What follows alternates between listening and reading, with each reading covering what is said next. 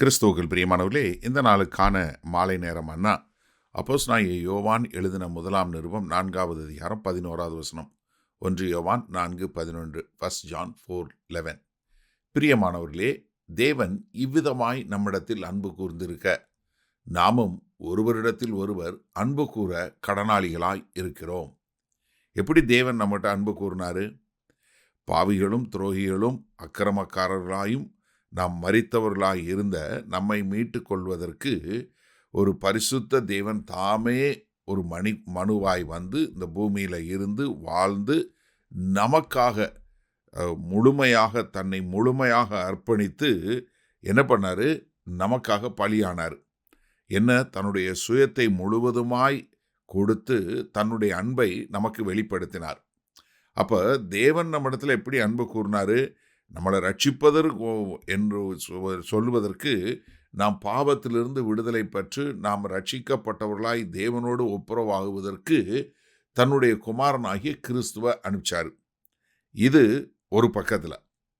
இன்னொன்று என்னன்னா, அந்த அன்பை உணர்ந்த நாம அதை போல நாமும் நம்முடைய சுயத்தை விட்டு செல்ஃப் சாக்ரிஃபைசிங் லவ் என்று சொல்லக்கூடியதாக நம்மளுடைய சுயத்தை விட்டு மற்றவர்களை நேசிக்கக்கூடிய ஒரு அடையாளமாக வாழ வேண்டும் என்பதற்காகத்தான் கர்த்தராகிய இயேசு கிறிஸ்து இந்த பூமிக்கு அனுப்பிச்சார். அப்போ என்ன, அவர் நமக்கு அன்பு செலுத்தினதை பார்த்துருக்கோம். அதனால நம்ம அதே மாதிரி நாம் அன்பு செலுத்துவதற்கு கடனாளிகளாக இருக்கிறோம். எப்படி ஒரு கடன்பட்டவர்களாக இருக்கிறோம் என்று சொல்லக்கூடிய ஒரு காரியத்தை பார்க்கிறோம். நீங்கள் மத்தேயு 18வது அதிகாரத்தில் 23வது வசனத்திலிருந்து 35வது வசனம் வரைக்கும் கர்த்தராகிய இயேசு கிறிஸ்து ஒரு உவமானமாக ஒரு காரியத்தை சொல்கிறார். ஒரு ஊழியக்காரன் வந்து ஒரு ராஜாவுக்கு ஒப்பான ஒரு ராஜாவுக்கிட்ட வேலை பார்த்துட்டு இருக்கான். அவன் சரியில்லைன்னு சொல்லி அந்த ராஜாவுக்கு சொல்லப்படுகிறது. அப்போ என்ன பண்ணுறான்? அவனால் அவன் வாங்கின கடனை திரும்ப கொடுக்க முடியல. அதனால ராஜா காலில் விழுந்து, ஆண்டவரே என்னுடைய கடனை எல்லாம் மன்னிச்சிருங்கன்னு சொன்ன உடனே அவர் மனதுருகி அவனுக்கு எல்லாத்தையும் மன்னிச்சிடறாரு. ஆனால் அவன் தாங்கிட்ட கடன் வாங்கின ஒரு ஆளை பிடிச்சி அந்த ஆள்கிட்ட காசு கொடுக்கலன்னா நான் உன்னை வசூல் பண்ணுறவங்கள்ட கொடுப்பேன்னு சொல்லி வசூல் பண்ணுறவங்கள்ட கொடுத்து சிறைச்சாலையில் போட்டதை கேள்விப்பட்ட அந்த ராஜா என்ன பண்ணுறாரு? இவனை கூப்பிட்டு, நான் உனக்கு மன்னித்தது போல, நீங்கள் மத்தேயு 18வது அதிகாரம் 33வது, நான் உனக்கு இறங்கினது போல நீயும் உன் உடன் வேலைக்காரனுக்கு இறங்க வேண்டாமோ என்று சொல்லி, நான் உனக்கு இரக்கம் காட்டினே அதே போல் நீ அவனுக்கு இரக்கம் காட்ட வேண்டாமா? நான் உன்னை நேசித்து நான் உனக்காக என்னையவே ஒப்பு கொடுத்தனே, அதே மாதிரி நீ மற்றவர்களை நேசித்து உன்னுடைய சுயத்தை வெறுத்து நீ அவர்களுக்கு மேல் அன்பு செலுத்தக்கூடிய காரியத்தில் இருக்க வேண்டாமா என்று சொல்லக்கூடிய காரியத்தை தான் இங்கே யோவான் எடுத்து சொல்லுகிறார்.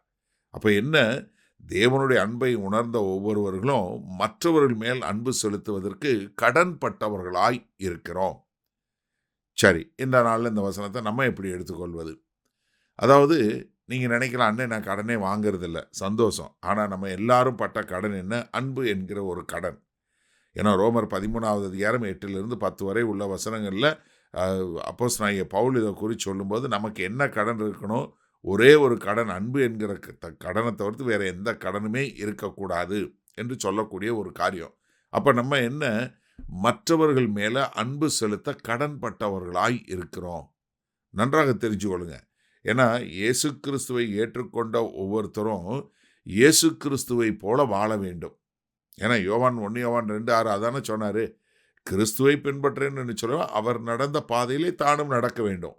இப்போ நம்ம கிறிஸ்துவை போல நடக்கணும்னா, கிறிஸ்து தன்னுடைய சுயத்தை விட்டு நம்மை நேசித்தாரே, அதே போல நாமும் நம்மை வெறுத்து மற்றவர்களை நேசிக்கக்கூடிய மக்களா. மற்றவங்க நல்லவங்க, மற்றவங்க எனக்கு நல்லது செய்கிறாங்க, இல்லை, கிடையாது. அதைத்தான் இங்கே திரும்ப திரும்ப நம்ம பார்க்குறோம். நம்மளை எப்படி ஆண்டவர் நேசிச்சாரு? நம்ம நல்லவங்களாக இருக்கும்போதா? ரோமர் 5வது அதிகாரத்தில் பார்க்குறோமே, நம்ம பாவிகளாக இருக்கையில், நாம் பலவீனர்களாய் இருக்கையில், நம் தேவனுக்கு சத்துருக்களாய் இருக்கையில் கர்த்தராகிய இயேசு கிறிஸ்து மரித்தாரே. அப்போ நம்ம எப்படிப்பட்டவங்களை நேசிக்கக்கூடிய மக்களாக இருக்கணும்? நமக்கு பகைஞராக இருந்தாலும் சரி, நமக்கு எதிரிகளாக இருந்தாலும் சரி, நம்மை நேசிக்காதவர்களாக இருந்தாலும் அவர்கள் மேலே அன்பு செலுத்தக்கூடிய மக்களாய், ஏன் நம்ம கிறிஸ்தவர்கள் என்பது இந்த உலகத்துக்கு தெரிய வேண்டும் என்றால் நாம் அவர்கள் மேல் அன்பு செலுத்த கடனாளிகளாய் இருக்கிறோம் என்று சொல்லக்கூடியதாக தன்னுடைய சுயத்தை வெறுத்து பண்ணக்கூடிய செல்ஃப் சாக்ரிஃபைசிங் லவ் என்று சொல்லக்கூடிய ஒரு அன்பு நாம் காட்டக்கூடிய மக்களாய் இருக்க வேண்டும். அதற்கு கர்த்தர் தாமே நமக்கு உதவி செய்வாராக.